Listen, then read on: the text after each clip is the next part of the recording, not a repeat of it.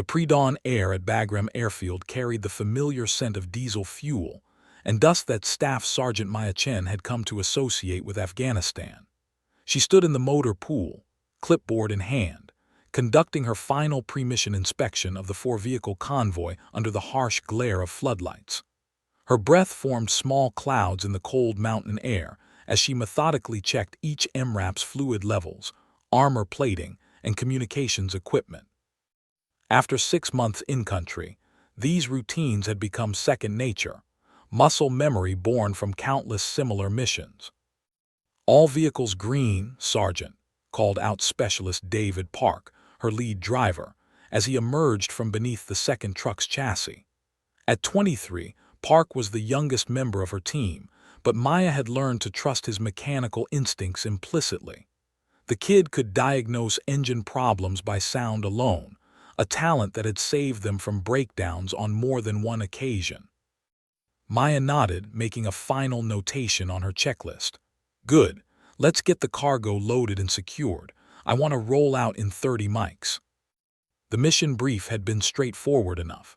Transport critical supplies to Forward Operating Base Redstone, a remote outpost nestled in the Kunar Province highlands about 80 clicks northeast of their current position. The manifest included 5.56 ammunition, 40 grenades, medical supplies, and a shipment of replacement parts for their vehicle fleet. Standard logistics work, the kind of mission Maya had executed dozens of times since arriving in Afghanistan with the 82nd Airborne Division's 407th Brigade Support Battalion. Private First Class Jesus Torres, her gunner, climbed into the turret of the lead vehicle, testing the traverse of the .50 caliber machine gun. "Sergeant Chen, you really think we need all 4 trucks for this run? Intel says the route's been quiet for 2 weeks. "Intel also said Fallujah would be a cakewalk," Maya replied dryly, referencing a story every soldier in theater had heard. She looked up at Torres, shielding her eyes against the floodlights. "We run the convoy by doctrine, Torres. 4 vehicles, proper spacing, full complement. I don't care if we're driving through Disneyland." Torres grinned. "Roger that, Sergeant. Just saying I wouldn't mind an easy day for once." Maya allowed herself a slight smile. At 28, she was only 5 years older than most of her team, but those years felt like decades some mornings. She had enlisted straight out of college, drawn by a sense of duty after watching the towers fall during her freshman year. Her family, Chinese immigrants who had built a restaurant business in San Francisco, had been skeptical at first. Her mother still sent care packages filled with homemade almond cookies and letters asking when she'd come home and find a nice career. But Maya had found her calling in the organized chaos of military logistics. There was something deeply satisfying about solving the intricate puzzle of moving supplies across hostile territory, ensuring that frontline soldiers had what they needed when they needed it. Sergeant First Class Marcus Williams, the convoy commander from the 82nd's military police unit assigned to provide security, approached with his own team of 6 soldiers. Williams was a veteran of 3 deployments, a tall man from Georgia with a calm demeanor that Maya appreciated. They had worked together on numerous missions, developing the kind of unspoken communication that comes from shared experience. "Morning, Chen," Williams said, accepting the cup of coffee she offered from her thermos. "Route package looks clean. We'll take lead and trail vehicles. Your supply truck's in the middle, standard wedge formation once we're outside the wire." "Sounds good." Maya pulled out her map, spreading it across the hood of her vehicle. The route traced a red line through mountainous terrain, following Highway 7 before branching onto a secondary road that wound through several villages. "I want to push through these 2 villages without stopping if possible. Intel shows scattered Taliban activity in the region, nothing concentrated, but I don't like lingering in population centers." Williams nodded, studying the map. "Agreed. We'll maintain rolling security. If we have to stop, we button up and keep engines running." He paused, pointing to a narrow section of road about halfway to their destination. "This pass here, Karwar Pass, that's our danger area. Limited maneuver space, high ground on both sides. If someone wants to hit us, that's where they'll do it. I know, Maya said quietly. She had already identified that choke point during her mission planning. We push through fast, maintain visual contact between vehicles, gunners on high alert, in and out before anyone can set up. The rest of her team gathered for the final brief. Besides Park and Tors, she had Specialist Amanda Reeves, her youngest soldier and the medic for the convoy. Reeves was from rural Montana, quiet but competent, with the kind of steady hands you wanted in a crisis. Corporal James Mitchell, an experienced logistics specialist, would serve as her vehicle commander in the second supply truck. Rounding out the team was Private Kevin Zhao, who handled communications and spoke Mandarin, which occasionally proved useful given Maya's own heritage and the diverse makeup of their area of operations. Maya gathered them around the map table in the Motor Pool's operations center. Listen up. This is a straightforward supply run to FOB Redstone. Expected travel time is 3 hours. We depart at 600, which puts us at Redstone around 900, well before the heat of the day. Rules of engagement remain standard. Weapons tight unless fired upon or you identify hostile intent. Sergeant Williams' team handles external security. We focus on maintaining the convoy and protecting the cargo. She looked each of them in the eye. I know this feels routine and maybe it will be, but complacency kills. Stay alert, stay professional, and we all come home for chow tonight. Questions? Zhao raised his hand slightly. Sergeant, comms check interval. Every 15 minutes once we're rolling. If anyone misses a check-in, the whole convoy stops immediately. Maya glanced at her watch. It's 5:30 now. Final equipment checks, use the latrine, grab some chow if you haven't eaten. We roll in 30. As the team dispersed to make their final preparations, Williams lingered beside Maya. You seem tense, he observed quietly. Maya was silent for a moment, watching her soldiers move with practiced efficiency through their pre-mission routines. Just a feeling, she finally said. Probably nothing. Your feelings have been right before, Williams reminded her. He had been there 3 months earlier when Maya had insisted on changing their route at the last minute based on what she called bad vibes. They later learned that route had been seeded with IEDs that morning. We'll stay sharp. The sun was just beginning to paint the eastern mountains in shades of orange and gold when the convoy rolled toward Bagram's main gate. Maya rode in the second vehicle, positioned where she could maintain command and control of the entire formation. Through her window, she watched the air base fade into the distance, the last piece of American territory they'd see for the next several hours. Tor's voice crackled over the radio from his turret position. Man, it's actually a beautiful morning. Almost makes you forget we're in a war zone. Stay focused, Tors, Maya replied, but she understood what he meant. There was something almost peaceful about these early morning hours, before the heat and dust and danger fully asserted themselves. The mountains rose majestically around them, their peaks still capped with snow despite the approaching summer. Villages dotted the valleys, smoke rising from morning cooking fires. All vehicles, comm check, Williams called over the radio. One by one, the vehicles reported in. Maya watched the odometer tick upward as they made steady progress along the highway. So far, so good. Just another routine supply run, she told herself. Just another day in Afghanistan. She had no way of knowing that before the next sunrise, she would be fighting for her life and making decisions that would change the course of an entire military operation. For now, there was only the road ahead, her team around her, and the mission at hand.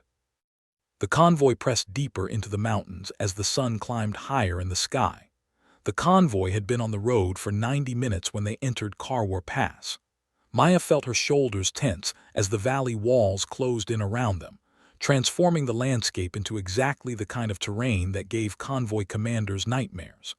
Steep ridges rose sharply on both sides, dotted with boulders and sparse vegetation that could hide a dozen fighters. The road itself narrowed to barely 2 lanes, winding through the natural corridor with sheer rock faces on one side and a precipitous drop on the other. "Gunners, eyes up on those ridgelines," Williams ordered over the radio, his voice carrying an edge that hadn't been there moments before. "Maintain speed. Let's get through this quick." Maya scanned the high ground through her window, her hand resting instinctively on her M4 carbine. The pass stretched for nearly 2 kilometers, 2 kilometers where they'd be channelized, vulnerable, and unable to maneuver effectively. Everything about it screamed danger, yet the alternative routes added hours to their journey and weren't necessarily any safer. "Movement left ridge 200 meters, Torres suddenly called out, his voice sharp. Maya's heart rate spiked as she grabbed her radio. All vehicles, possible contact left. The world exploded. The lead vehicle, Williams' MRAP, lurched violently as an IED detonated directly beneath its front axle. The massive blast wave slammed into Maya's truck, and she instinctively ducked as debris rained down around them. Her ears rang from the concussion, but training overrode shock. She keyed her radio even as Park was already maneuvering their vehicle. "Contact front, IED lead vehicle hit." Before anyone could respond, the ridgelines erupted with gunfire. Muzzle flashes sparked from a dozen positions as automatic weapons fire raked the convoy. Bullets pinged off armor plating with metallic shrieks. The distinctive crack of AK-47s mixed with the deeper staccato of PKM machine guns. They had driven straight into a perfectly orchestrated ambush. "Return fire! Return fire!" Williams shouted over the radio, his voice strained but controlled despite his vehicle being disabled and partially on fire. Torres opened up with the .50 cal, the heavy machine gun thundering as he engaged targets on the left ridge. Tracers arced upward, impacting rock and sending up geysers of stone chips. The other gunners followed suit, and suddenly the narrow pass was filled with the deafening cacophony of modern combat. "Park, get us between the lead vehicle and incoming fire," Maya ordered, her voice steady despite the adrenaline flooding her system. "Mitchell, pull up tight on our 6. We're not leaving Williams exposed." Park expertly maneuvered their 12-ton MRAP, positioning it to shield Williams' disabled vehicle from the worst of the enemy fire. Maya could see Williams and his team bailing out of the smoking truck, dragging one soldier who appeared injured. Rounds continued to impact all around them, kicking up dirt and sparking off armor. "Reeves, get ready to render aid," Maya called to her medic. She switched to the convoy frequency. "All vehicles, maintain suppressive fire. We're not moving until we recover Williams' team." An RPG streaked down from the ridge, trailing smoke. It missed the convoy by meters, detonating against the cliff face in a shower of rock and flame. Maya felt the concussion through the armored hull. They were in a kill zone, exactly where the enemy wanted them. "Chen, we've got fighters moving in the rocks right side too," Mitchell's voice came through. "This is a coordinated attack. We're surrounded." Maya's mind raced, processing the tactical situation at combat speed. Classic L-shaped ambush, initiate with an IED to fix the convoy in place, then pour fire from elevated positions on both flanks. Whoever had planned this knew what they were doing. She grabbed the handset for the company command net. "Bagram TOC, this is Logistics 7-1. Troops in contact vicinity Karwar Pass. Multiple enemy positions. We need immediate CAS and QRF, over." The response came back broken by static and the sound of other radio traffic. "Logistics 7-1, Bagram, stand by, multiple incidents." Maya's blood ran cold. "Multiple incidents," she tried again. "Bagram, say again your last. We are pinned down and need support now." 7-1, QRF is engaged separate location. Redirecting. FOB Redstone is under heavy attack. Say again, Redstone is under major assault. The words hit Maya like a physical blow.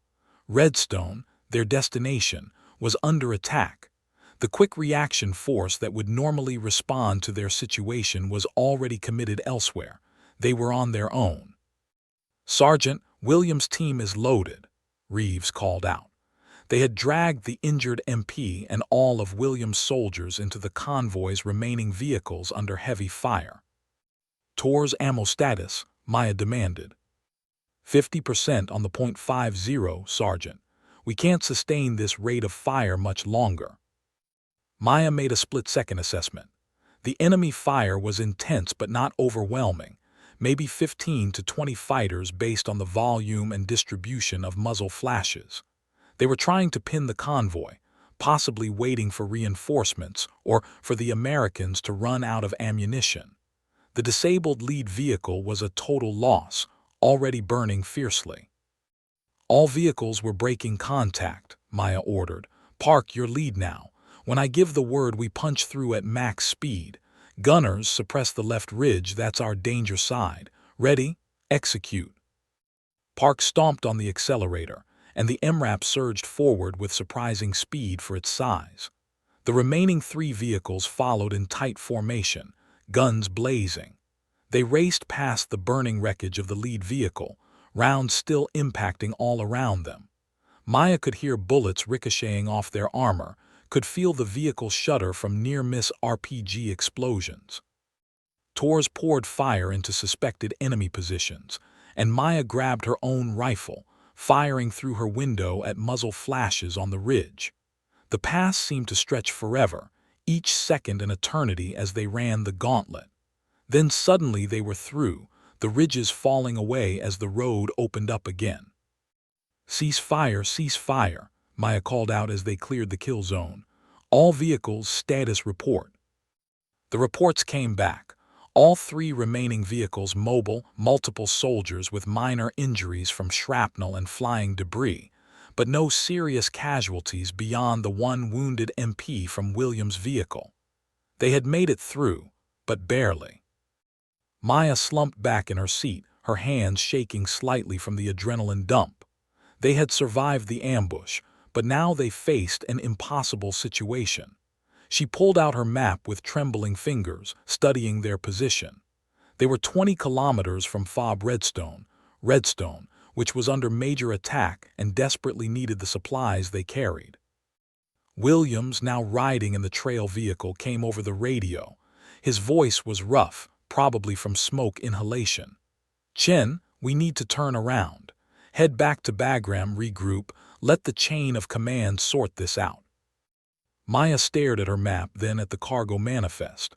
5,000 rounds of 5.56, 40 cases of 40 grenades, anti-tank weapons, medical supplies, everything a besieged FOB would need to hold out. "Negative," she heard herself say. "We're continuing to Redstone." The radio was silent for a long moment. When Williams spoke again, his voice carried disbelief. "Chen, did you copy my last? Redstone is under attack. We just fought through 1 ambush. The entire AO is hot. We need to." "Sergeant Williams," Maya interrupted, her voice gaining strength. "Redstone needs these supplies. If they're under the kind of attack TOC described, they're burning through ammunition. They need what we're carrying, and they need it now. We're the only ones who can get it to them."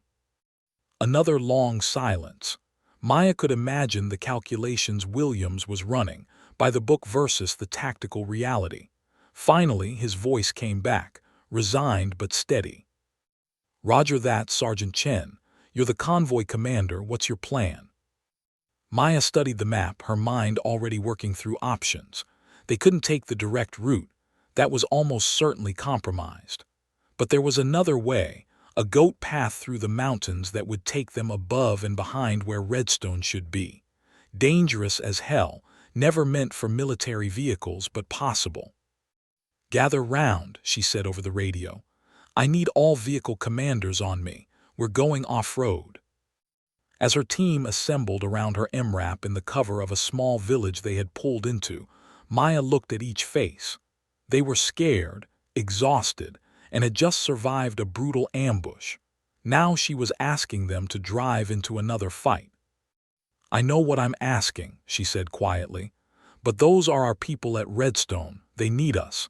I need each of you to decide if you're with me. Torres spoke first. I'm in, Sergeant.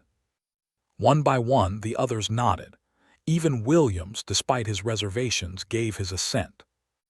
Maya looked at the mountain path on her map, then at the setting sun. They had maybe 6 hours of darkness to do the impossible. Then let's move, she said. We've got soldiers to save. Abandoned village of Daria Kal sat in a shallow depression between two ridgelines, offering the convoy temporary concealment from observation. Maya had ordered the vehicles positioned in a defensive circle around the crumbling remains of what had once been a small mosque, their guns oriented outward, while she made the most important decision of her military career. The sun hung low on the western horizon, painting the mountains in deep oranges and purples. In perhaps 90 minutes, darkness would fall completely. Maya spread her map across the hood of her MRAP, weighing it down with rocks against the mountain wind. Around her, the team had gathered: Williams, Mitchell, Park, Torres, Reeves, and Zhao, along with Williams' 5 remaining MPs. 11 soldiers total. 11 soldiers to do what doctrine said required a company. The tactical radio crackled with fragments of distant communications, painting an increasingly dire picture. Redstone taking heavy fire from the north, ammunition critical, multiple casualties. The transmissions were broken, intermittent, but the message was clear. FOB Redstone was fighting for its survival. All right, listen up, Maya began, her finger tracing their current position on the map. Based on what we're hearing, Redstone is surrounded by a significant enemy force. Best estimate puts them at battalion strength, 200+ fighters, well-armed and coordinated. The base's quick reaction force was hit trying to respond to our ambush.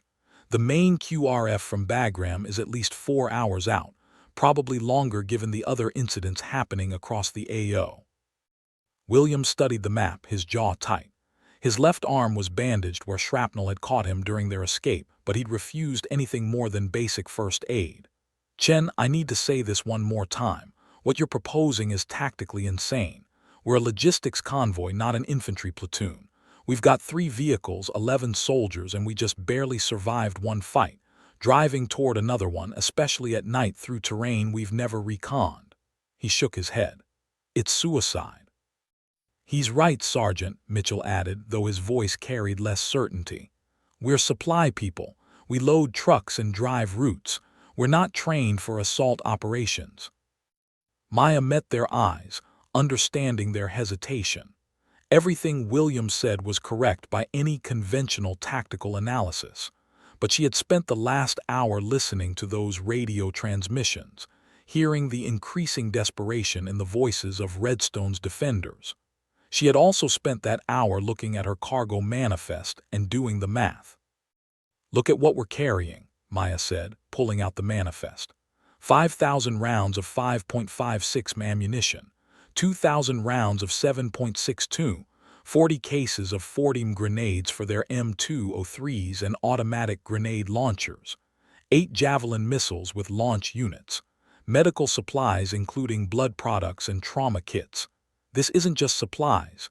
This is the difference between Redstone holding out or being overrun. She pointed to a section of the radio log Zhao had been maintaining.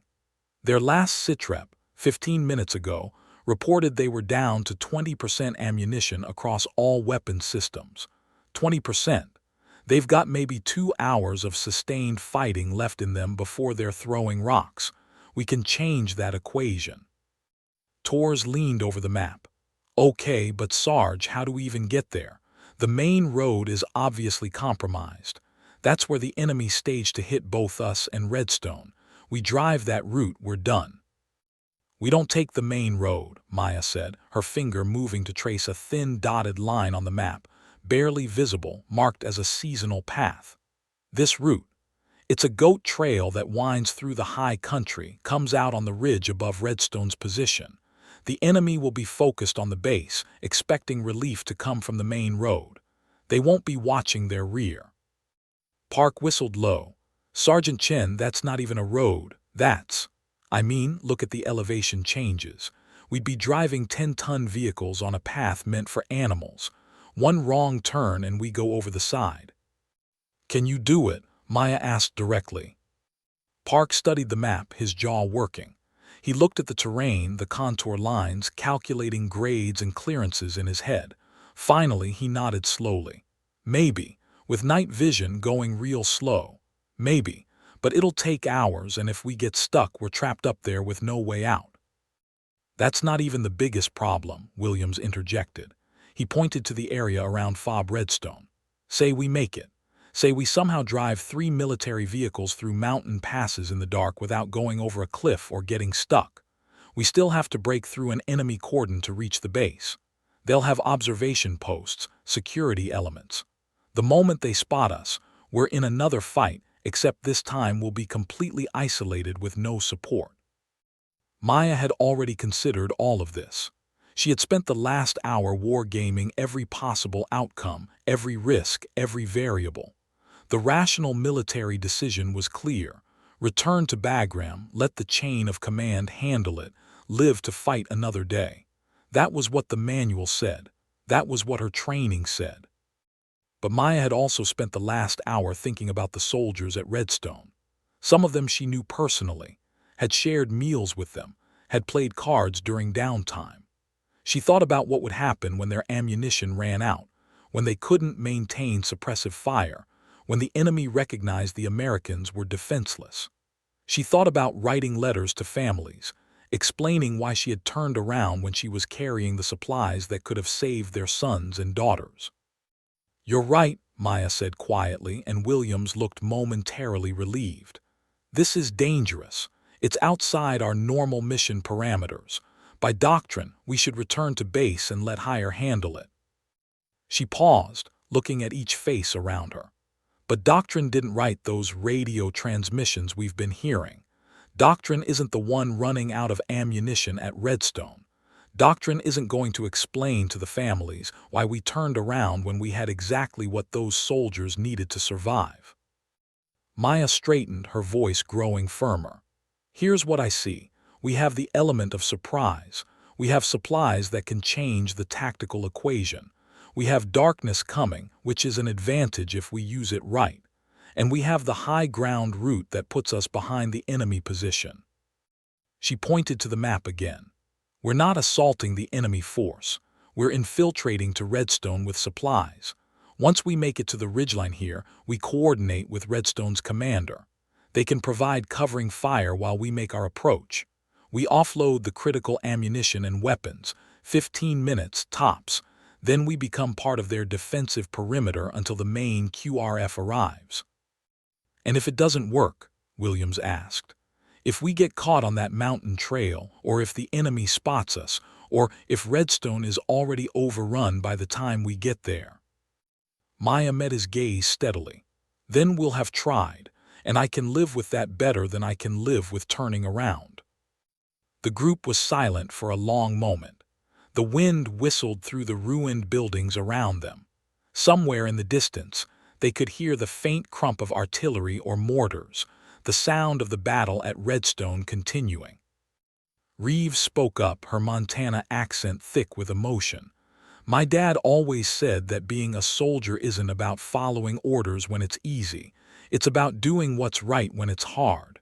She looked at Maya. "Those are our people at Redstone. I say we go." "Damn it," Mitchell muttered, running a hand through his hair. "My wife is going to kill me, but yeah, I'm in." Zhao nodded. "We didn't join to play it safe, Sergeant." Torres grinned, though Maya could see the fear in his eyes. "Already survived one ambush today. How much worse can it get?" One by one, Williams' MPs voiced their agreement. The sergeant himself was the last to speak. He looked at Maya for a long time, and she could see him wrestling with his instincts, his training, his duty. "You know this is crazy," he finally said. "I know. We could all die. I know. You're sure about this?" Maya thought about all the reasons to turn back. Then she thought about the voices on the radio, growing more desperate with each transmission. "I'm sure." Williams exhaled slowly, then nodded. "All right then, but we do this smart. We establish communications protocols with Redstone before we move. We have abort criteria. If the route becomes impassable, if we lose a vehicle, we pull back. And you better be damn sure about your navigation, because I'm not spending my last moments on Earth stuck on a mountain because we took a wrong turn. Agreed, Maya said. She looked at her watch, 1,745 hours. We move out in 15 minutes. Park, you're our lead driver. Study that route like your life depends on it, because it does. Tours, Zhao, prep the weapons. I want every gun loaded and ready. Reeves, make sure all the aid bags are accessible. Mitchell, help me draft a message to Redstone's commander. We need them to know we're coming. As the team dispersed to make their preparations, Williams lingered. Chen, for what it's worth, this is either going to be the bravest thing I've ever been part of or the dumbest. I'm still not sure which. Maya managed a small smile. Maybe it can be both. She turned back to her map, marking checkpoints along their route, calculating timing, planning contingencies. The sun was sinking lower, and soon they would be committed. There would be no turning back once they entered those mountain trails in the darkness. Maya allowed herself one moment of doubt, 1 second to question whether she was making the right call. Then she pushed it aside. Right or wrong, she had made her decision. Now came the hard part, making it work. Mount up, she called out. We've got soldiers to save and a mountain to climb. Let's move out. The convoy's engines roared to life, shattering the silence of the abandoned village. As they rolled toward the mountain trail, Maya keyed her radio one more time. Redstone, Maine, this is Logistics 7-1. Be advised we are inbound with critical supplies. ETA your position 4 hours. Hold on, we're coming. The response was scratchy but clear. 7-1 Redstone, Godspeed. We'll keep the light on for you. Maya gripped her rifle and stared into the gathering darkness ahead. There was no going back now. The mountain trail was even worse than Maya had feared. What appeared on the map as a simple dotted line translated into a nightmare of loose rock, impossible grades, and turns so tight that Park had to make 3-point maneuvers with a 12-ton armored vehicle perched on the edge of oblivion. Through her night vision goggles, the world was rendered in shades of green, the depth perception just slightly off enough to make every decision feel uncertain. Easy, easy, Maya murmured into the radio as Park navigated a particularly treacherous switchback. Below them, a sheer drop of at least 300 feet disappeared into darkness. One wrong move, one patch of loose gravel, and they would tumble into the abyss. You're doing great, Park. 6 inches clearance on your right side. 6 inches, Park's voice came back, tight with concentration. Roger. Sergeant, I can't believe we're actually doing this. Neither can I, Maya admitted, watching the lead vehicle's tires hug the inside of the turn with barely a hand's width to spare. But we're committed now. Keep it slow and steady. They had been climbing for 2 hours, covering what the map suggested was only 8 kilometers. At this rate, Maya's initial 4-hour estimate would prove wildly optimistic.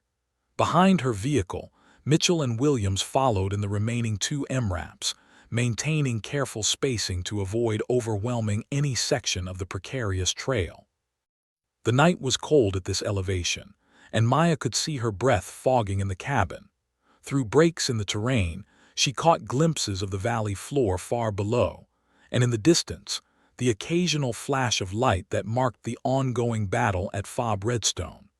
Each flash was a reminder of why they were risking everything on this insane infiltration. Zhao monitored the tactical radio, keeping Maya updated on the situation at the Fob. Sergeant, latest sitrep from Redstone. They've repelled 3 assaults in the last hour. Ammunition status is now critical across all systems. They're asking for any ETA on resupply or reinforcement. Maya checked her GPS against the map. They were barely halfway to their objective. Tell them we're still 3 hours out, best case.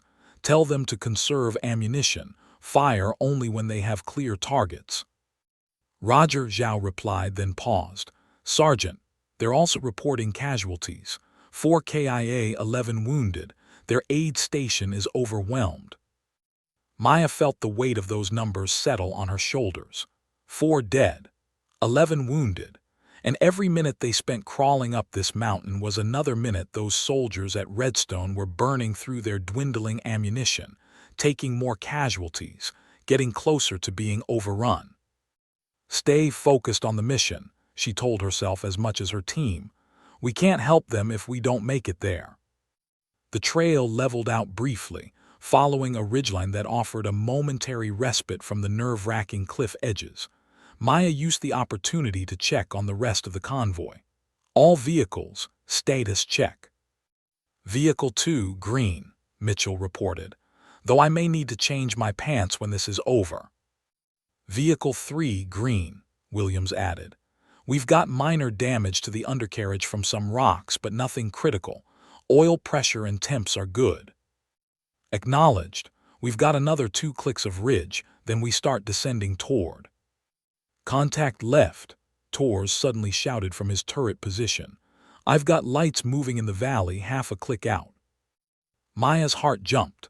She grabbed her rifle and peered through her night vision in the direction Torres indicated. There, a line of vehicles moving along what had to be the main road, heading toward Redstone. Technical trucks, maybe 6 or 7 of them, loaded with fighters. Everyone hold position, weapons tight, Maya ordered, her mind racing. Torres, can you identify those vehicles? Negative on positive ID, but they're not military standard. Probably technicals, civilian trucks with mounted weapons. They're moving fast toward Redstone's position. Maya watched the distant convoy through her optics. The enemy reinforcements moving to press their attack on the fob, completely unaware that 3 American vehicles were perched on the ridge above them.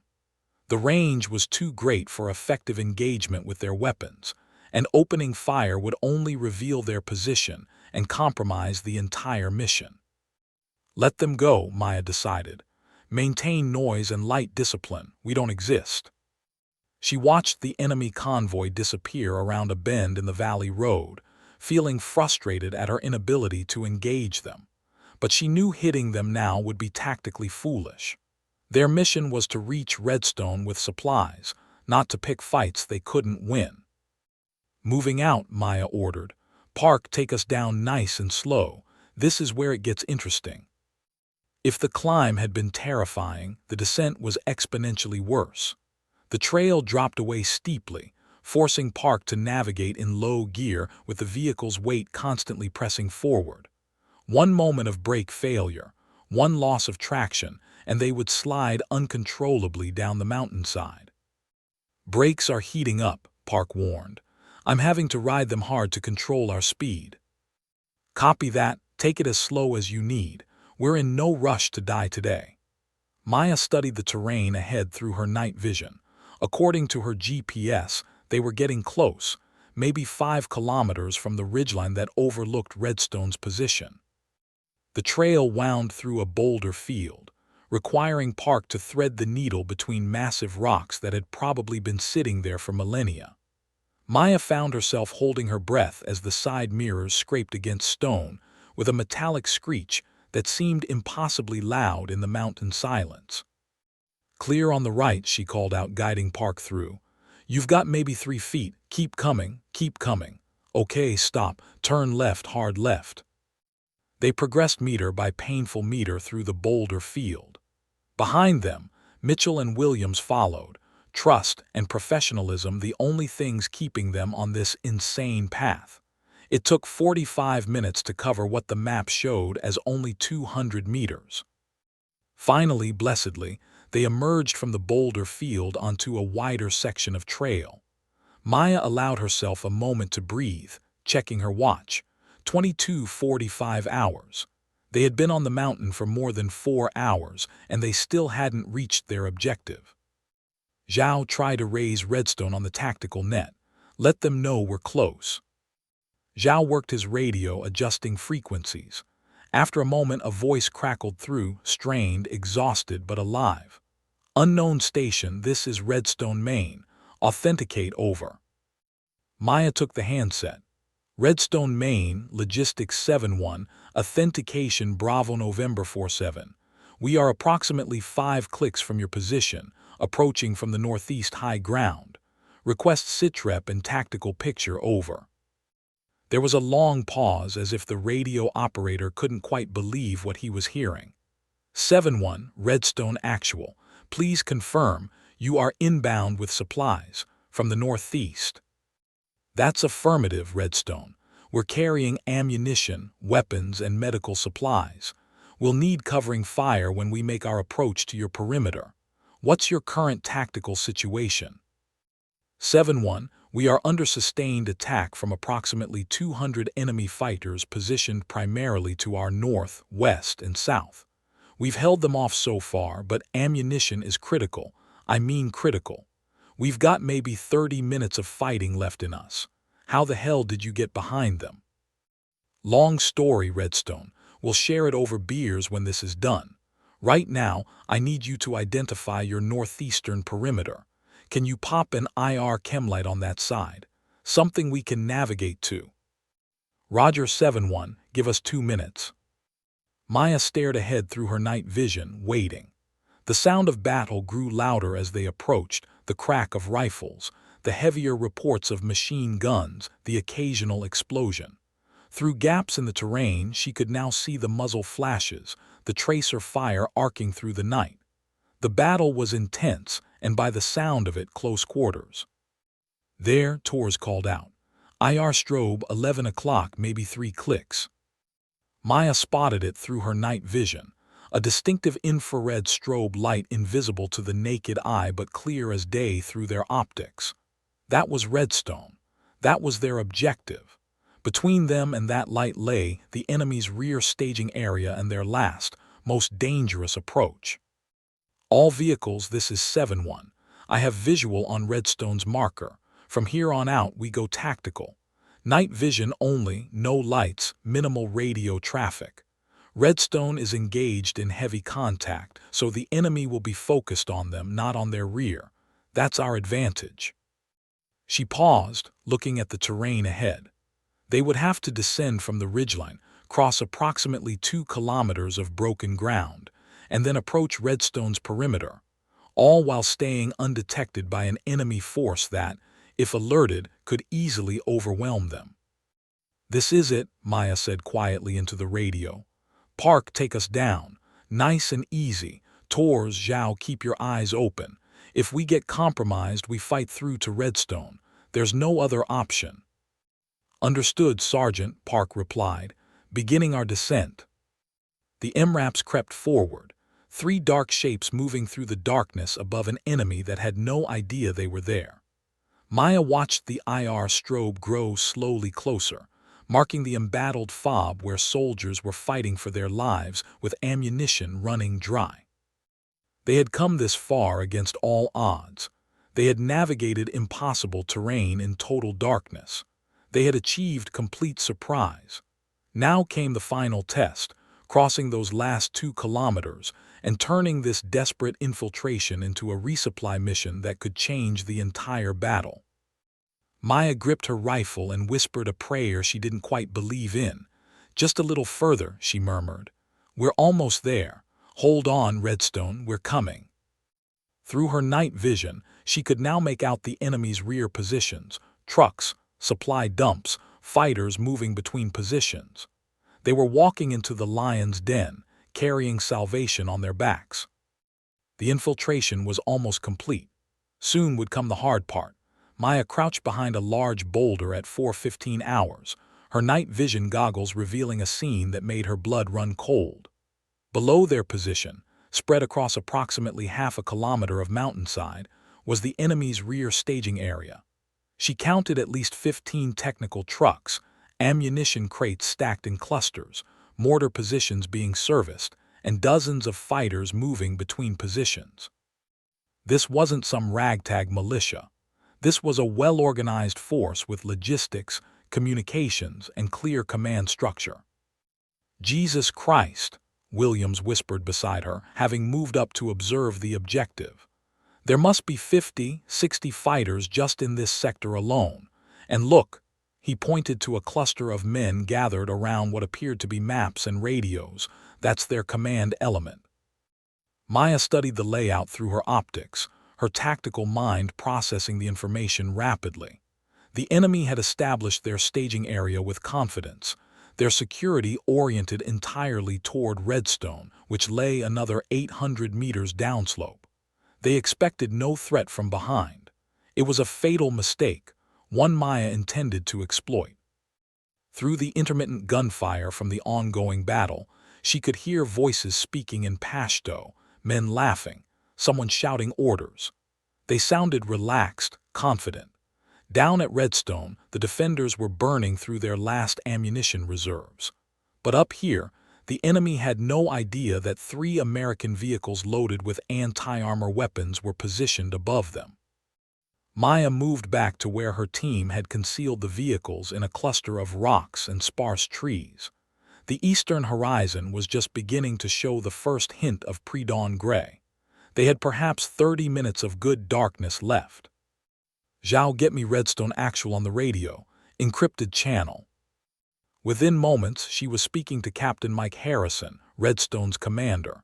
His voice carried the exhaustion of a man who had been fighting all night. 7-1, Redstone Actual. Please tell me you're actually real and not some hallucination from sleep deprivation. "We're real, Captain. We're positioned on the high ground approximately 800 meters northeast of your position. We have visual on what appears to be the enemy's rear staging area, vehicles, supplies, and what looks like their command post." "Son of a bitch," Harrison breathed. "You actually made it. 7-1, our situation is critical. We've got maybe 15 minutes of ammunition left. They're massing for another assault, and when they come, we won't be able to stop them." Maya checked her watch. "Captain, here's what I propose. We hit their staging area with everything we've got: javelins, .50 cals, concentrated fire on their vehicles and ammunition stores. The explosions and confusion should buy you breathing room. When we open up, you launch your counterattack from inside the wire. Catch them between us." There was a pause. That's aggressive. You're talking about initiating an attack with what, 10 soldiers? 11, Maya corrected with a tight smile. "And we've got surprise, high ground, and 8 javelin missiles that are going to ruin their morning. Captain, we didn't drive through those mountains to play it safe." She could hear Harrison conferring with someone in the background. When he came back, his voice carried new energy. "All right, 7-1, we'll be ready to move on your signal, but you need to know, once you open fire, you're committed. That entire enemy force is going to come after you." "Understood, sir. We'll hold until you can break through to our position. 7-1 out." Maya gathered her team around the vehicles. In the growing pre-dawn light, she could see the fear in their faces, but also determination. They had come too far to fail now. "Okay, listen up. We've got 8 javelins and 3 vehicle-mounted heavy weapons. Here's how this works. Torres, Mitchell, and Williams gunner, you're on the .50 cals. Your primary targets are those technical trucks. Disable them first, prevent their mounted weapons from being brought to bear." She pointed to the javelin launchers they had already unpacked. "Reeves, Zhao, 2 of Williams' MPs, and I will man the javelins. We're taking out the ammunition dumps, fuel trucks, and that command post. The secondary explosions should cause chaos. Park and the remaining MPs provide security, watch our flanks and rear." "Timing?" Williams asked. "We go in 5 minutes. Full dawn is about 25 minutes away. We want to hit them while they're still transitioning from night to day when visibility is poorest. We fire all 8 javelins in rapid succession, then shift to sustained machine gun fire. Redstone launches their counterattack 30 seconds after our first shot. Questions?" "What happens when they counterattack against us?" Mitchell asked quietly. Maya met his gaze steadily. "We hold this position. This high ground is defensible and Redstone's forces will be pushing toward us. We just need to hold long enough for them to link up. 20 minutes, maybe 30. We can do that." She didn't mention that 20 minutes against a force of 200, even disorganized and surprised, would feel like an eternity. They all knew the odds. The team moved to their positions. Maya hefted the javelin launcher, the weapon familiar from countless training sessions but never before used in actual combat. The missile's thermal sight showed the target area in stark detail, heat signatures from running engines, the warmth of men gathered around fires, the cooler shapes of vehicles and equipment. She selected her target, a cluster of ammunition crates near what appeared to be a fuel truck. The resulting explosion would be spectacular. Through her sight, she watched enemy fighters moving casually, sharing cigarettes, preparing morning tea. They had no idea death was seconds away.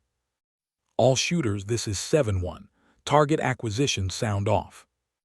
One by one, her javelin teams reported locked targets. The 3.50 caliber gunners confirmed their initial targets, technical trucks with mounted weapons. Maya took a deep breath, her finger resting on the firing trigger.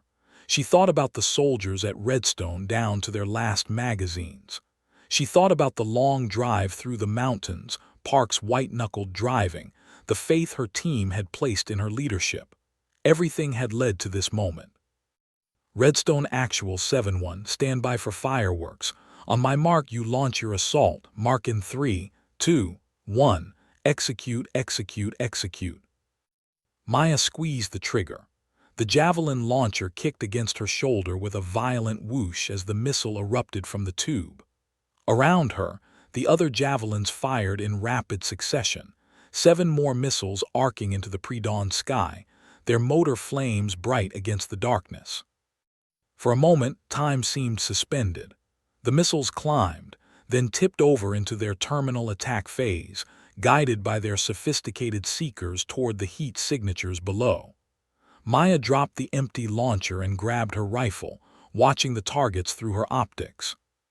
The first javelin struck an ammunition dump. The explosion was massive, a blinding flash followed by a thunderous detonation that echoed off the mountains.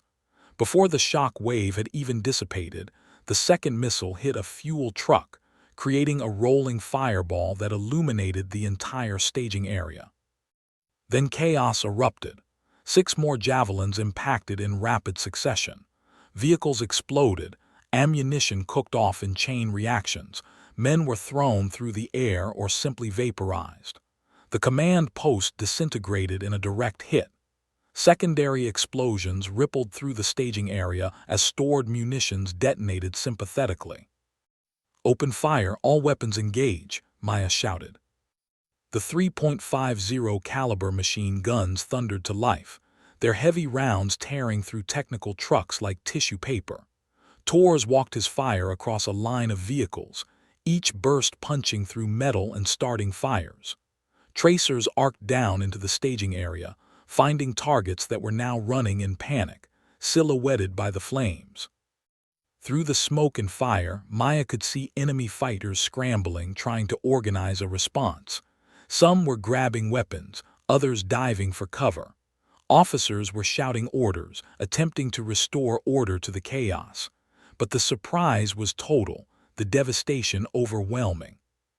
From Redstone's position, Maya heard the sudden eruption of renewed gunfire, Harrison's counterattack launching right on schedule. The enemy force, which had been preparing to assault the FOB, now found themselves taking fire from 2 directions, their rear area in flames, their command structure shattered. "Keep firing," Williams shouted to his gunners. "Don't let them organize." Maya engaged targets with her M4, firing controlled bursts at fighters trying to man weapons or coordinate responses. Beside her, Reeves and Zhao did the same. The volume of fire pouring down from the ridge was devastating, not enough to stop 200 fighters by itself, but enough to keep them disorganized and unable to mount a coherent defense. An RPG streaked up toward their position, impacting the rocks below them. Then another.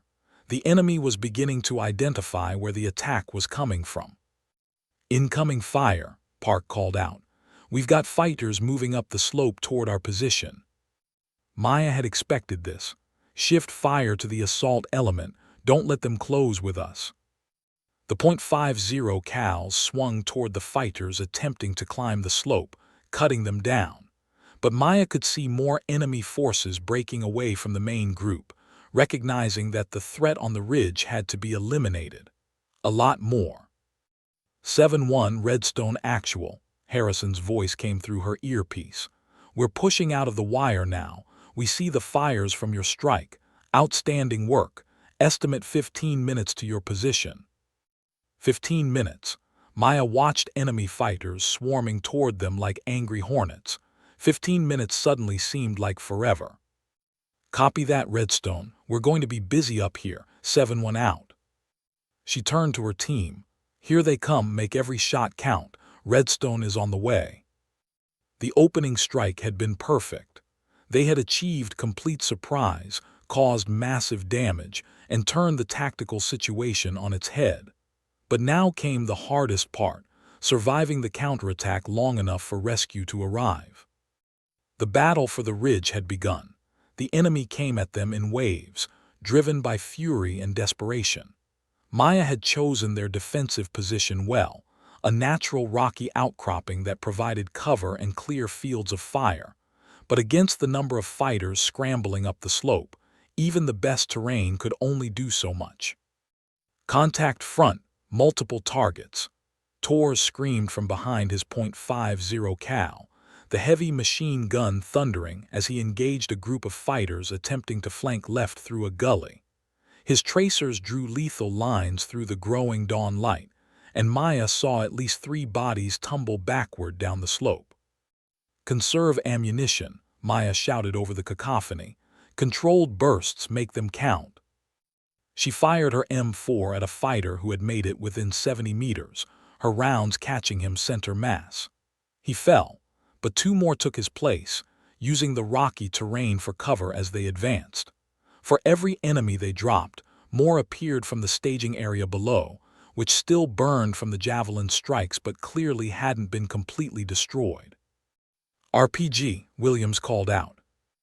Maya dove behind her cover as a rocket-propelled grenade shrieked past, missing their position by mere meters and exploding against the cliff face behind them.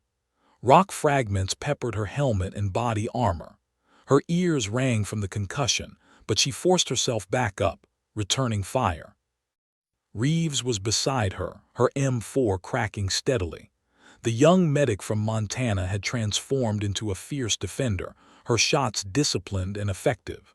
Sergeant, we've got fighters in the rocks at our 9 o'clock, maybe 15 of them trying to work around our flank. Zhao Mitchell, shift fire left, don't let them get around us, Maya ordered, already moving to reinforce that side of their perimeter. The volume of incoming fire was intensifying. Bullets snapped through the air with lethal whispers, impacting all around them.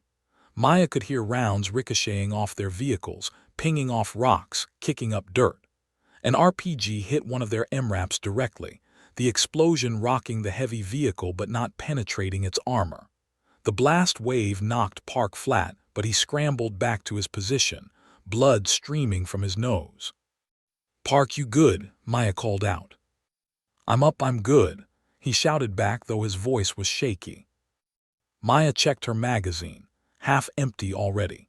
She conducted a tactical reload, the muscle memory from thousands of repetitions allowing her to keep her eyes on the battlefield. The situation was deteriorating faster than she'd anticipated. The enemy had recovered from their initial shock and was now throwing everything at the ridge, recognizing that eliminating this threat was their top priority. Redstone Actual 7-1, Maya called into her radio. We are heavily engaged. How far out are you? 7-1, we're still 12 minutes away. We're fighting through pockets of resistance. Can you hold? 12 minutes. Maya watched another group of fighters surge up the slope, at least 20 of them in a coordinated rush. Torres cut into them with his .50 cal, the heavy rounds devastating at close range, but the sheer number was overwhelming. We'll hold, Maya responded, though she wasn't sure she believed it. Just get here fast. An enemy fighter made it within 30 meters before Zhao shot him down. Another appeared from behind a boulder, firing wildly. Maya felt a round tug at her sleeve before she returned fire, her burst catching him in the chest. The man fell, his weapon clattering down the rocks. "I'm out," Mitchell shouted, changing mags. "Cover him," Maya ordered, shifting her fire to suppress the fighters advancing on Mitchell's position. Williams' voice cut through the chaos. "Chen, we've got a technical with a mounted gun trying to get into position downslope. If they get that DSHK up here, we're done." Maya spotted the vehicle, a Toyota pickup with what looked like a Russian DSHK heavy machine gun mounted in the bed, larger and more powerful than their .50 cals. The crew was trying to position it where they could fire upslope at the American position. That gun could tear through their cover and vehicles alike. "Tors, technical at 2 o'clock, 300 meters, take it out."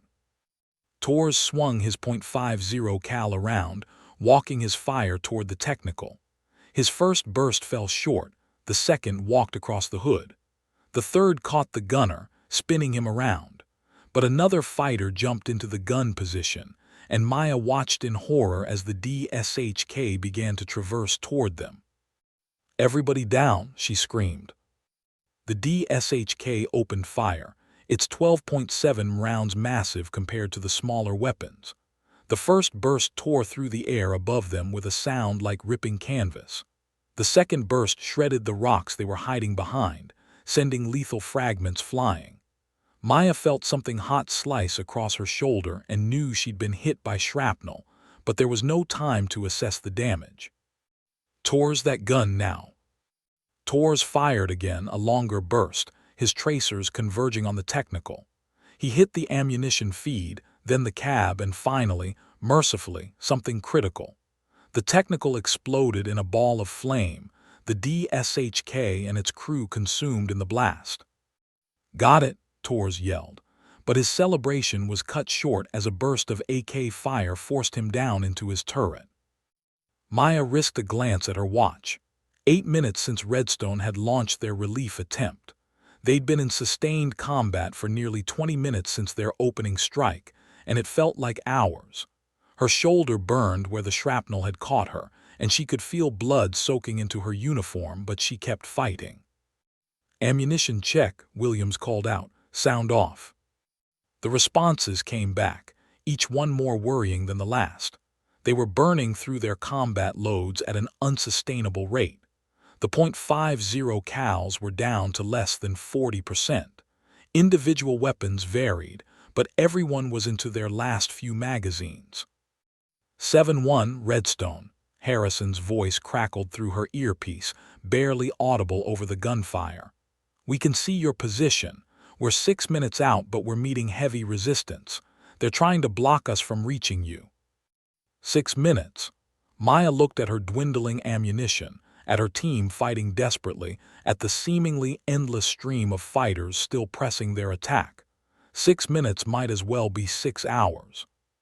An explosion rocked their position, a mortar round impacting just behind their defensive line. Then another. The enemy had brought indirect fire to bear. "Mortars, spread out, don't bunch up," Maya ordered, even as she knew their defensive position was too small to disperse much further. Another mortar round struck, this one closer. The concussion lifted Maya off her feet and slammed her into the ground. Her vision swam, her ears felt like they were bleeding. Through the ringing, she heard someone screaming, Mitchell, she thought, or maybe it was Park.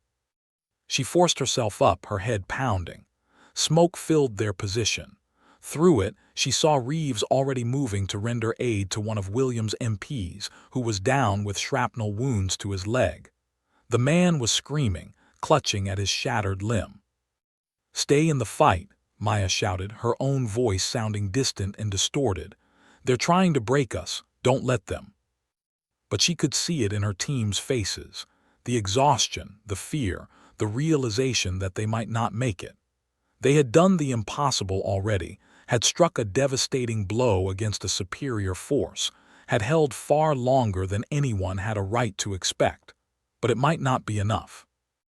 Another mortar round impacted, and Maya felt the hot breath of shrapnel pass inches from her face. She returned fire at figures moving through the smoke, not sure if she was hitting anything, just fighting to keep the enemy at bay for one more minute, one more second. "Redstone 7-1, she called into her radio, her voice hoarse from shouting and smoke. "We're getting hammered up here. If you've got anything left, now would be a really good time." 7-1, "We're coming. 3 minutes, just hold on." 3 minutes. Maya's rifle clicked empty.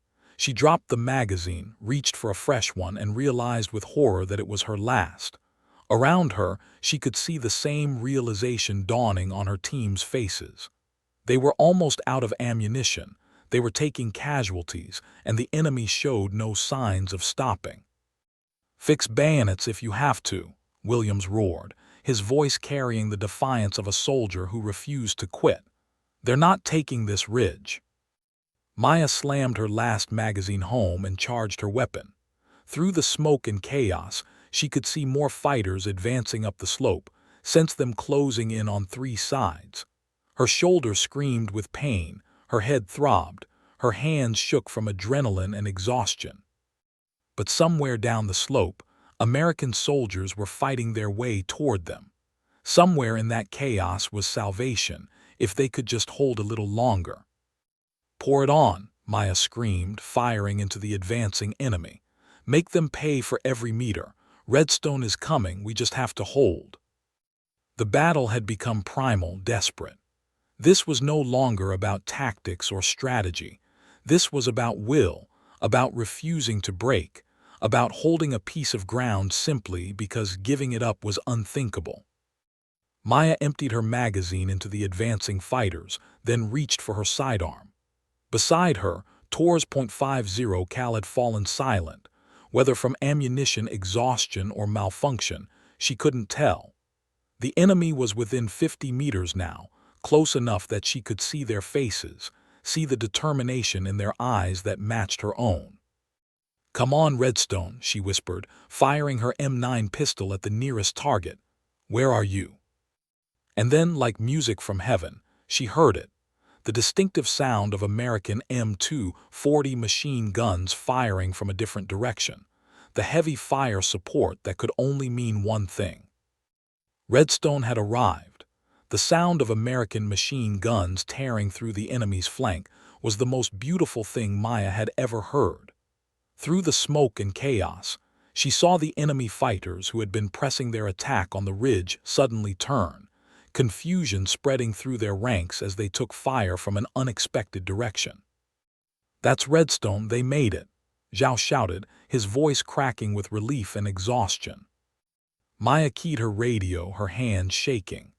"Redstone Actual 7-1, we have visual on your element approaching from the south. Be advised, enemy forces are between us, approximately 80 to 100 fighters still combat effective." "Roger 7-1, Harrison's voice came back, punctuated by gunfire. "We see them, we're going to punch through, keep their heads down on your side." What happened next would later be described in after-action reports as a synchronized envelopment.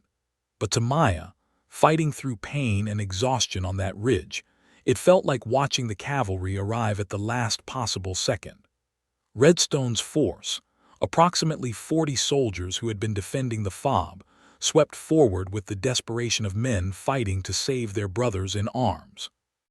The enemy force, which moments before had been on the verge of overrunning Maya's position, now found themselves caught in a devastating crossfire. From the ridge, Tor's got his .50 cal working again. A jam cleared or a fresh belt loaded.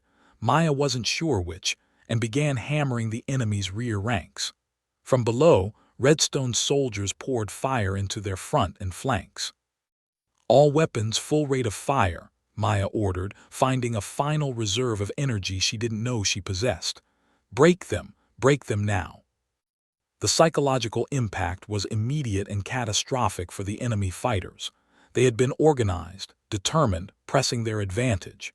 Now, suddenly surrounded and taking casualties from multiple directions, their cohesion shattered. Some fighters attempted to return fire, caught in the open between the two American forces. Others tried to retreat toward the burning staging area. Many simply broke and ran.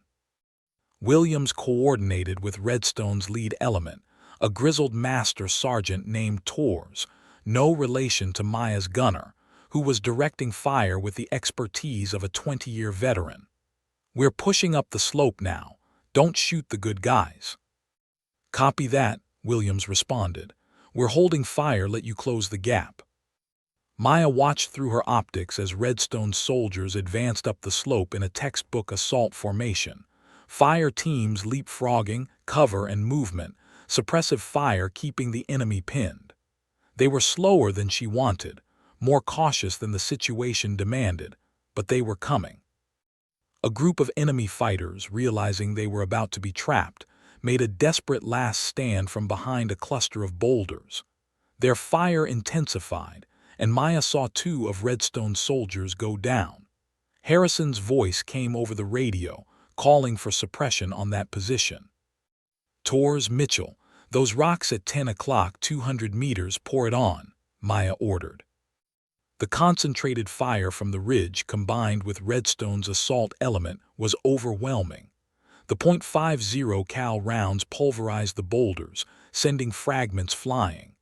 The enemy fighters broke cover, and in seconds it was over. They fell under the converging fire, their last stand ending in silence. The gap between the 2 American forces closed rapidly.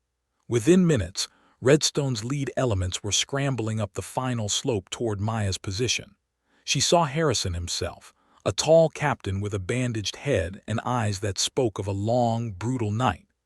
Behind him came what remained of his command, soldiers covered in dust and blood, faces blackened with smoke, but very much alive. "Sergeant Chen," Harrison called out as he reached the ridge, his voice hoarse. "That's me, sir," Maya replied, suddenly aware of how she must look. Uniform torn, blood on her shoulder, face streaked with sweat and cordite. Harrison stared at her for a moment, then broke into a disbelieving laugh. "You're a logistics sergeant. You were supposed to deliver supplies, not fight a goddamn battle. Do you have any idea how insane what you just did was?" "Yes, sir," Maya said simply. "We brought your ammunition."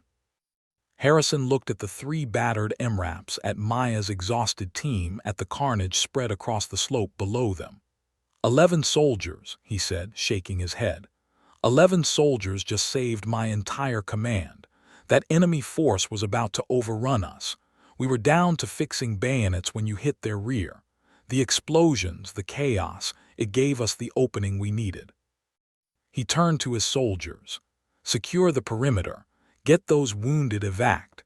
And somebody help Sergeant Chen's people unload those supplies before I wake up and realize this was all a hallucination." The next 30 minutes were organized chaos. Maya's team, running on pure adrenaline, began offloading the critical ammunition and supplies. Reeves moved from casualty to casualty, her trauma training taking over as she triaged wounds and coordinated with Redstone's medics.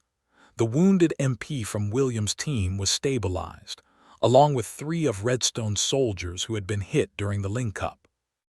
Maya supervised the ammunition distribution, ensuring the most critical items, 5 56mm rounds, 40mm grenades, and the remaining Javelin missiles, were distributed first.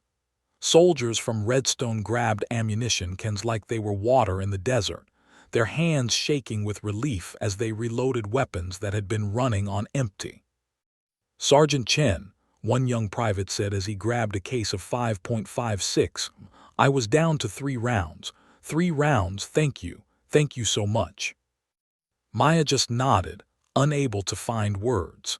She was operating on autopilot now, the adrenaline beginning to fade, leaving behind bone-deep exhaustion and pain. Her shoulder wound throbbed with each movement, and her head felt like it was splitting in 2. Williams appeared beside her, his own uniform torn and bloody. "Chen, sit down before you fall down. We've got the unloading covered."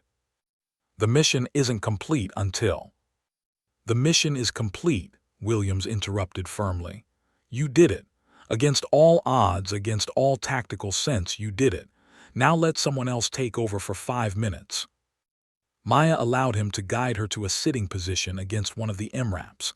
The moment she stopped moving, exhaustion crashed over her like a wave. She looked out over the battlefield they had just fought across. The enemy staging area still smoldered in the valley below. Bodies, both enemy and, heartbreakingly, a few American, dotted the slope. The ridge where they had made their stand was torn and pockmarked by mortars and rockets. 7-1 all stations, this is Bagram TOC, a voice crackled over the command net. Be advised, relief force is 15 minutes out. 2 Apache gunships are also inbound. Do you require immediate support? Harrison took the call. Bagram, Redstone actual. Enemy force is broken and retreating. We've secured the high ground and conducted resupply. Request immediate medevac for casualties. We've got 4 urgent, 6 priority. Roger, Redstone. Medevac is inbound. ETA 20 minutes. Be advised, Higher wants a full debrief on this action. Preliminary intel indicates you just defeated a regimental-sized enemy force with a significantly smaller element. Harrison looked at Maya, then at her team of exhausted logistics specialists. Bagram, that's accurate, and it's one hell of a story. Redstone actual out. The sound of helicopter rotors filled the air as the Apache arrived, their presence alone enough to ensure the scattered enemy fighters wouldn't attempt to regroup. Then came the Blackhawks for medevac, followed by the relief force, 2 companies of infantry that Harrison had been promised 12 hours earlier. A colonel stepped off one of the Blackhawks, taking in the scene with wide eyes. He approached Harrison, who saluted despite his exhaustion. The colonel returned it, then spoke quietly. Captain, I need to understand what happened here. The initial reports seemed implausible. Harrison pointed to Maya. Sir, I'd suggest you talk to Staff Sergeant Chen. She's the one who turned this from a disaster into a victory. The colonel approached Maya, who struggled to stand at attention. He waved her back down. At ease, Sergeant. I'm Colonel Marks, Brigade Commander. I've been monitoring this situation all night. When we lost contact with the QRF and reports came in that Redstone was about to be overrun, I thought we were going to lose an entire FOB. He paused. Then your name started appearing in radio traffic. A logistics sergeant who apparently decided to fight a battle instead of running away. Sir, You just saved approximately 90 American lives, Marks interrupted. Early reports indicate you killed or wounded over 150 enemy fighters, destroyed their command structure, their supplies, and broke their offensive capability in this entire region. He looked at her team, at the battered vehicles, at the scene of desperate defense. Sergeant Chen, you and your team are going to be famous. This action is going to be studied in staff colleges. But right now, I need you to get that shoulder looked at and get some rest. That's an order.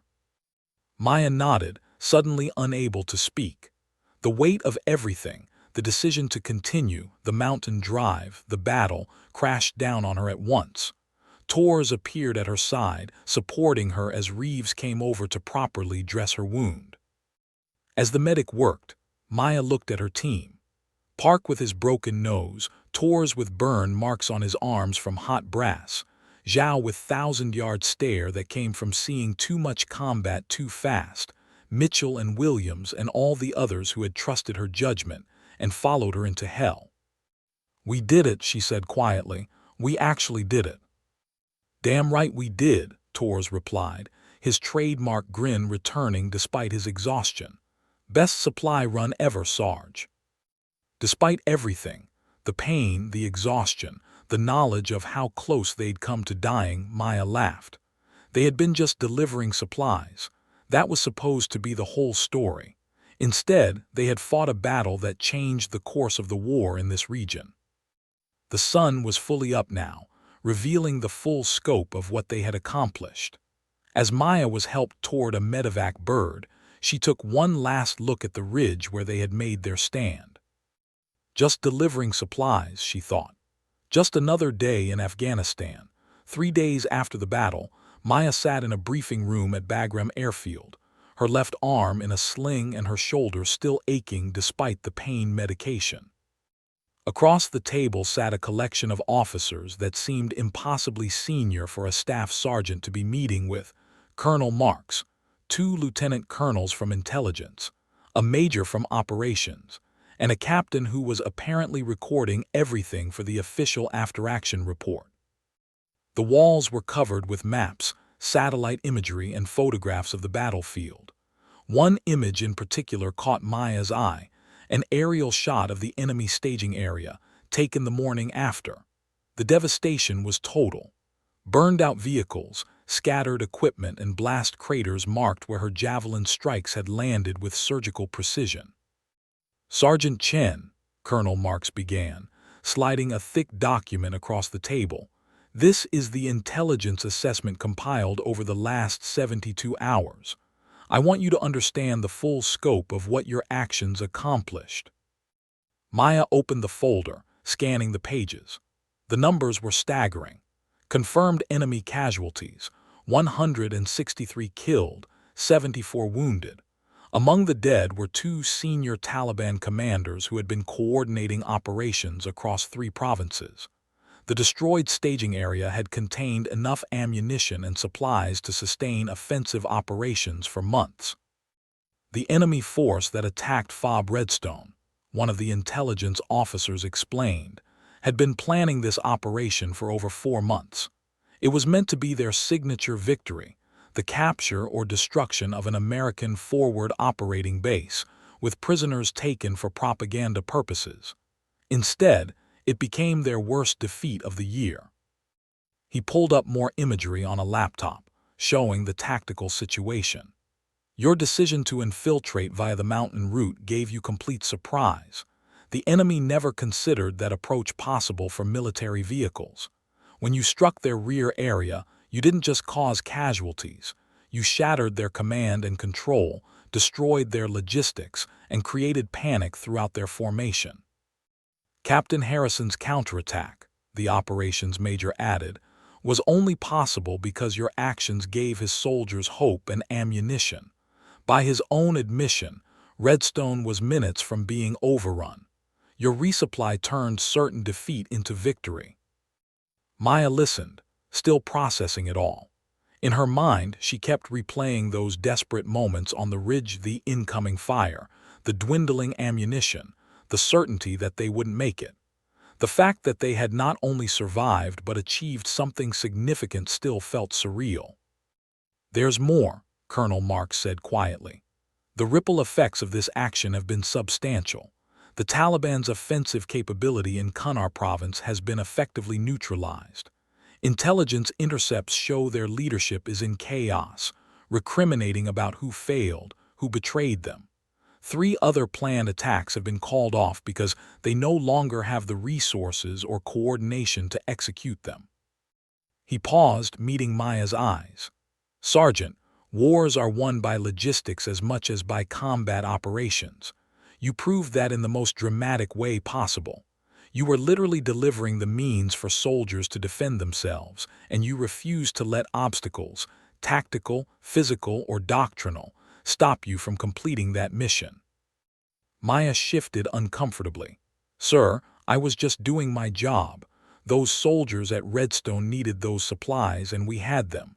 The decision seemed obvious at the time." "That's what makes it remarkable," Marks replied. "To you, it was obvious. To most people, turning around would have been obvious. You saw the tactical problem, calculated the solution, and executed it despite the enormous risks. That's not just good logistics, that's leadership and tactical brilliance." One of the lieutenant colonels spoke up. "Your team, Sergeant, how are they handling this?" Maya thought about her soldiers. Park was being treated for a severe concussion and would be returning to duty in a week. Torres had minor burns but was already back on duty, telling increasingly embellished versions of the story to anyone who would listen. Reeves was quiet, processing what she'd experienced, but the medic had saved 3 lives during and after the battle and seemed to have found a new confidence. Mitchell and Zhao were exhausted but proud. Williams and his MPs had been nothing but professional throughout. They're good, sir. Tired, processing everything, but good. They did everything I asked and more. Without their trust and skill, we wouldn't have made it past the first kilometer on that mountain trail. They're all being recognized, Mark said. Your whole team is being recommended for Valor Awards. Several Bronze Stars, Army Commendation Medals with Valor devices. As for you, he pulled out another document. I'm recommending you for the Silver Star. Your actions, the decision-making, the tactical execution, the leadership under fire, merit significant recognition. Maya felt her throat tighten. The Silver Star, the third highest military decoration for valor in combat. Sir, I don't know what to say. You don't have to say anything, you earned it. Marks leaned back in his chair. Sergeant Chen, this action is already being written up as a case study.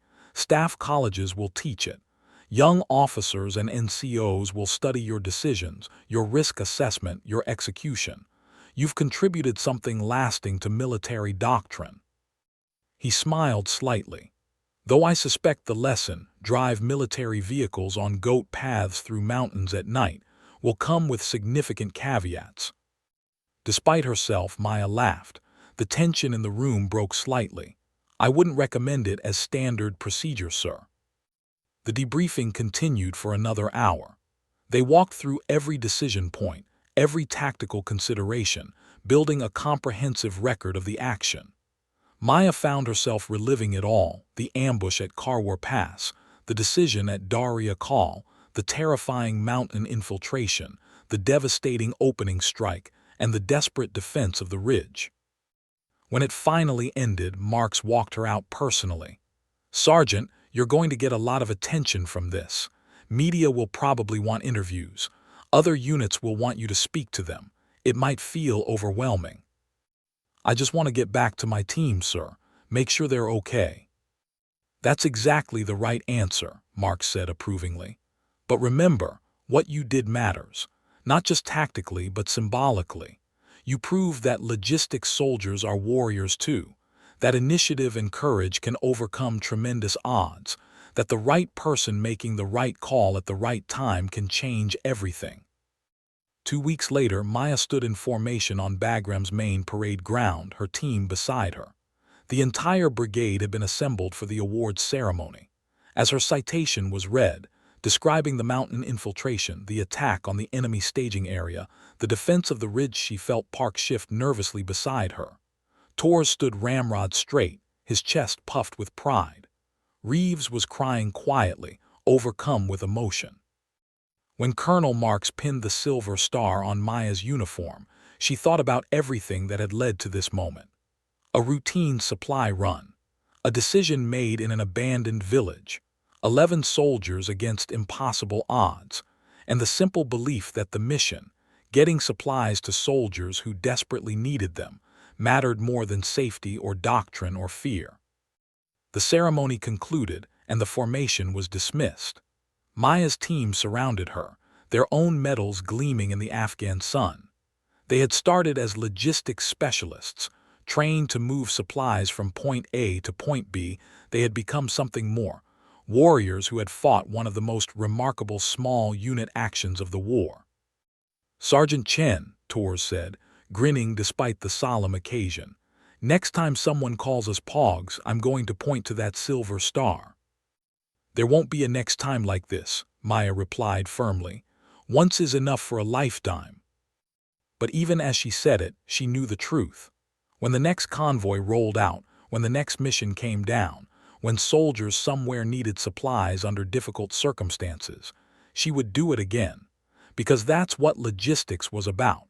Not just moving boxes, but understanding that those boxes contained the means for soldiers to survive, to fight, to win. She looked at her team, at the medals they wore, at the pride in their exhausted faces. They had been just delivering supplies. That was supposed to be the whole story. Instead, they had become legends. In the months that followed, Maya would give countless briefings. The story would spread through the military. The logistics sergeant who crushed an enemy main force through tactical brilliance and sheer determination.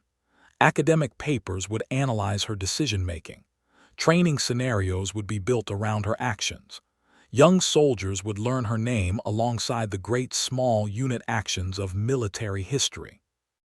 But for Maya Chen, sitting in her quarters that night, staring at the silver star in its case, it all came back to one simple truth. Soldiers at Fob Redstone had needed ammunition, and she had been carrying it. Everything else, the mountain drive, the battle, the medals, flowed from that basic commitment to the mission. She closed the metal case and pulled out paper to write letters to her team's families, telling them how proud she was of their sons and daughters. Tomorrow would bring new missions, new challenges, new convoys rolling out into the Afghan countryside. But tonight, she allowed herself a moment of quiet reflection. She had been just delivering supplies, until the moment she became the sergeant who saved 90 lives and crushed an enemy offensive through courage, skill, and an unwillingness to accept defeat. The story was over, but its lessons would endure. In staff colleges and briefing rooms, in convoy briefings and leadership classes, soldiers would learn about the night staff sergeant Maya Chen proved that logistics specialists are warriors too, and that sometimes the most important battles are fought by those simply trying to complete their mission, no matter the cost. She was just delivering supplies, until she became the one who changed everything.